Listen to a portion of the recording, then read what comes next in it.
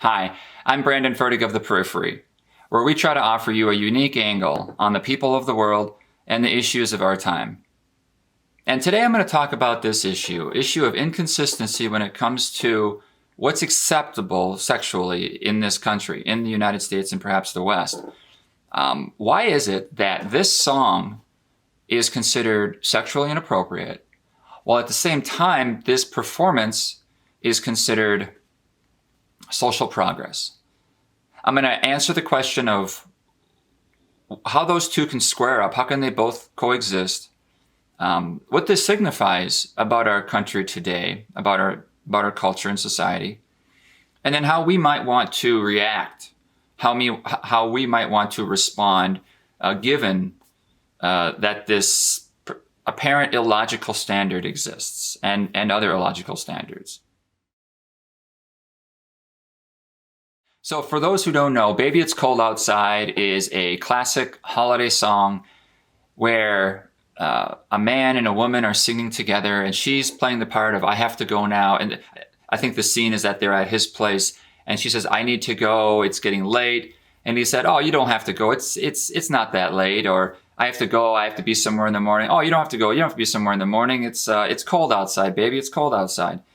So it's this kind of cat and mouse, intended to be playful, innocent, but obviously, the character of the male is trying to keep her from leaving his house. And in the day of the Me Too movement and being very conscious of men not respecting the wishes of women, men forcing themselves or being too aggressive with women, this song was targeted for being inappropriate, taken off radio stations and so forth.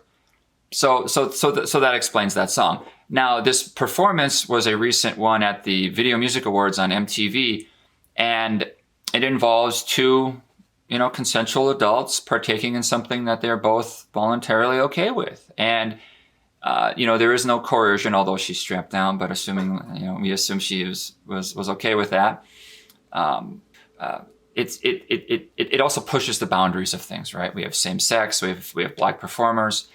And we're supposed to at least in the world of culture, we're supposed to like things that push the boundary, and this performance did. So this is okay. Meanwhile, this song is not. So that's the logic behind it, and there is a logic there, and I think we can understand that. The real question, I think, is why is it so extreme? Like, yes, it's wrong to not respect women's wishes.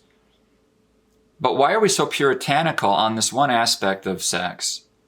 Take this song off the radio and so forth, being very nitpicky about, oh, that song crosses a line. We're being puritanical about that. So on one end, we're being, very strict. On the other end, we're being very liberal, it's okay, it's all right. This performance was, it was 7 p.m. on basic cable. That's supposed to be a primetime, family-friendly hour, and pantomimed, exaggerated sexual acts are good or okay, and again, this song is not. So I think the real question is why is it so exaggerated? Why are the standards so exaggerated? And I think the answer to that question, what it signifies in our world today, is the placement of religious thinking in social causes. Now, this brings up the comparison to traditional religions, and there's a lot of interesting ideas there, because traditional religions differ from the religions or the movements of humanity, because traditional religions are supposed to be from a deeper, more universal, beyond humanity, right? It's a higher power. It's something beyond us. And in that, there's a more grounded element to them, right? So there's a stronger definition in how one should act, what is okay, what is appropriate, morals. And, in lieu of those, and America has been lessening as a religious nation, as a lot of nations have, as I think formal religions have gone down in popularity, I think we've seen a rise in these social what I call social religions, right? That's not an official term. I'm just saying that. And they've taken hold in progressive politics. And this isn't a criticism of progressive politics. We need people to fight for the environment, or at least be careful with it. We need people to stay conscious of the of women's rights, gay rights, the needs, the humanitarian needs of refugees. Right, these are all vitally important. It's fatally important for some people, and then just for the quality of life for all humans, it's vitally important. So this isn't a slam on progressive policies, but I think it's clear that progressive policies are where this social religious aspect have been implanted, right? Perhaps as traditional religions have gone down, people have taken that need or that desire to be religious, that innate instinct, and have put them into these social causes. When I lived in China, I recognized how they're very atheistic in China, right? It's like half the population is atheist. It's way more than a lot of nations, certainly way more than the US. And yet they had a mausoleum to their late chairman, Mao Zedong. And I went to that mausoleum, and there he is still embalmed, his corpse. And people go up and give him flowers, right? There's a large statue of him when you walk in. He's on a throne. He's looking out, or he's like a 30-foot tall statue. It's very large. It's all white. And people walk up and give flowers to the statue of him. He's on all the money. We have humans on our money too. But Mao is everywhere. And so you see that whereas maybe the need for religion wasn't stomped out, it was more just displaced. It was more put into humans, human movements. And I think that happens here in the West as well. And so we have religious aspects in these progressive causes, iconography, maybe deifying humans. We have ceremonies and rituals. So I think this allows for people to act in unreasonable, illogical ways around some of these causes. And it's too bad because these causes are vital, but they've, I think, been infiltrated by this religious desire. When you think you're doing good, and when you take it on with an almost religious fervor, then it can be taken to extremes that end up harming, that end up causing harm. And in the case of progressive causes, we see this sort of this cross-contamination of issues. So you can be so passionate about trans rights that you end up harming the rights of women. You can be so for gay rights that you end up exploiting, or at least contaminating or corrupting children because you're such a zealot about gay pride. And in this case, you can be so intolerant of a song that's meant to be playful, and then open arms to something that's, I think most reasonable people, if you polled the world, would say, yes, this is certainly not family friendly. So yeah, it's just not appropriate for that, and it's I don't know, if that's your style, it shouldn't be done during the day, during the early evening hours, I guess, during the primetime television. And it's just so inconsistent with the intolerance of "Baby It's Cold Outside."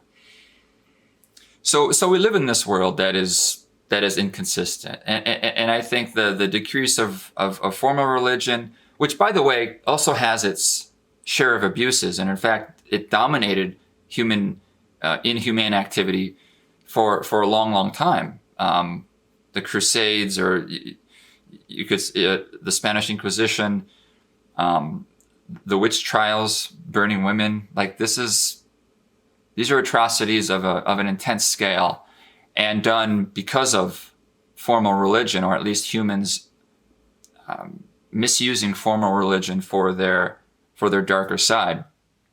I think the rise of the internet has also just destabilized our sense of, what's right. It has polarized us politically, and both sides are going to extremes. but the left dominates culture. So because we live in this world that that has had its structure shaken, which has allowed these standards to become inconsistent, and people can take things to extremes without there being, definition and structure. We live in a time where things are topsy-turvy. Some people online like to call it clown world because it just doesn't seem to make any sense. Things have gone upside down, where we're asking for segregation again, and all these things. It's a strange time to be in, and so as a result of that, some people are deciding to just check out, keep their heads down, wait it out. Every society, or societies since history, have gone through these points of turmoil where they've had to readjust and reassess where they stand on like the fabric of the society was shaken, and that throws people's lives, that makes them lost. So during these tough times, you have to stay individual. You have to stay vigilant. Don't send your kid to that school or to that event, or don't vote for this person or that person. Don't watch this thing on TV or go to that website. Stay true to what you know to be universal. If you're part of a traditional religion, stick with that. And if you're or if you just have your own integrity of what you believe to be true and righteous, then stick with that. Don't worry about the worldly things as they seem to be becoming more, less healthy. So some people are literally checking out of the cities and going into the country. But a lot of people are just kind of keeping their heads down. And I think we're all just kind of waiting for it to pass. And it will. So that's the good news, right? So even though we're in this period where things are chaotic, the good news is that in time they'll coalesce again. People will regroup. You can study periods of in medieval Europe, the Dark Ages. You can study time even after World War I in Germany, where things were just all chaotic because of losing World War I, and how that caused people to just lose their sense of direction. And it was a terrible time for that country.